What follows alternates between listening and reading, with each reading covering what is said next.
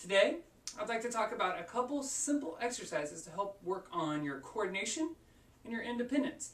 Now, these are exercises that you can do anywhere. That's kind of the purpose of me showing them to you, is that you don't need to have your sticks, you don't need to have your kit, you don't need to have your pad. It's just something that you can kind of pull out anywhere when you get a spare moment. And it's, more so I want to use these exercises as a means to introduce conceptually how to approach developing independence and coordination. Cool? So the first one that I'd like to get started with, very simple in concept. Take your right foot, stick it in the air. We're not doing the hokey pokey, but you are going to make a circle with your foot in a clockwise motion. Now, once you have that right foot making a circle in a clockwise motion, I want you to stick your right pointer finger in the air and draw the number 6. Cool? Alright, go ahead and try it. Go ahead and try it. Get that right foot going. Come on, get it up. There you go. It's in a circle in a clockwise motion. Pointer finger in the air, the number 6. Cool? Now, unless you are a ballerina as well as a drummer, you might have looked something like this. Right? You might have had some issues there with that.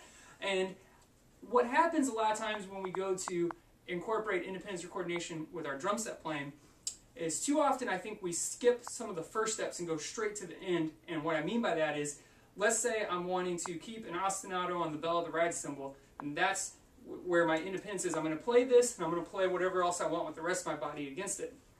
Too often we'll try to play that pattern, and then just once it gets going say, okay, I'm going to forget about it. I'm just going to let it do its thing, and now over here I'm going to try to add whatever. And I think that a better approach is to start by, instead of doing that, think about how the parts relate to each other first. Where does my bass drum line up with that bell part? Where does my snare drum line up with that bell part? Where does my hi-hat line up with that bell part?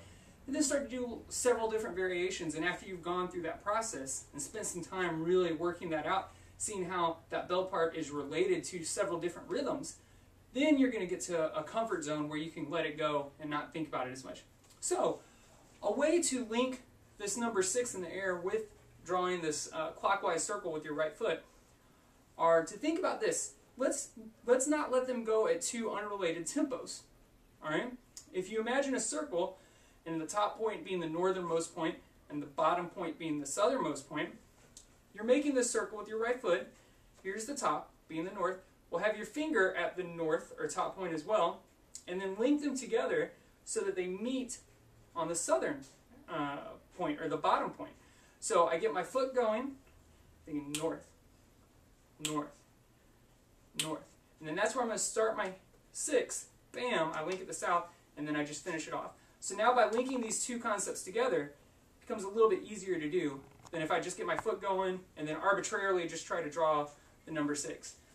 Cool, so hopefully you've tried that and found it a little bit easier. If not, spend a little bit of time with that and work that up. It's a lot of fun to do. Now, let's bring it a little bit more into the realm of drumming.